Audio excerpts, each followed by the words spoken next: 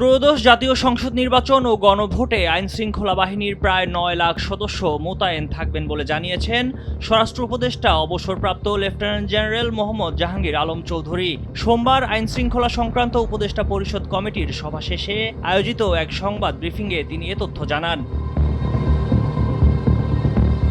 জাহাঙ্গীর আলম চৌধুরী বলেন, আসন্ন ত্রয়োদশ জাতীয় সংসদ নির্বাচনে ১ লাখ সেনা সদস্য সহ মোট ৮,৯৭,১১৭ জন আইনশৃঙ্খলা বাহিনীর সদস্য মোতায়েন করা হবে।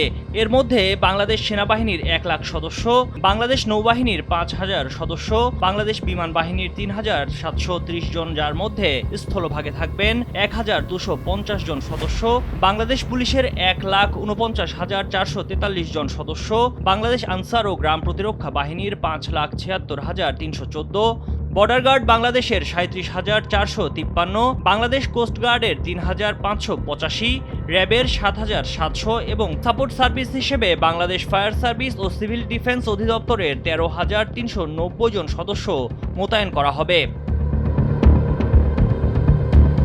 স্বরাষ্ট্র উপদেষ্টা বলেন, নির্বাচনে আইনশৃঙ্খলা পরিস্থিতি নিয়ন্ত্রণে রাখতে দেশজুড়ে ২ পর্বে আইনশৃঙ্খলা রক্ষাকারী বাহিনী মোতায়েন করা হবে। প্রথম পর্বে চলমান যারা মোতায়েন রয়েছেন তারা বলবৎ থাকবেন। দ্বিতীয় পর্বে হবে ভোটকেন্দ্রিক মোতায়েন, যেখানে আইনশৃঙ্খলা রক্ষাকারী বাহিনীর সদস্যরা ৮ থেকে ১৪ ফেব্রুয়ারি পর্যন্ত মোট ৭ দিন দায়িত্ব পালন করবেন।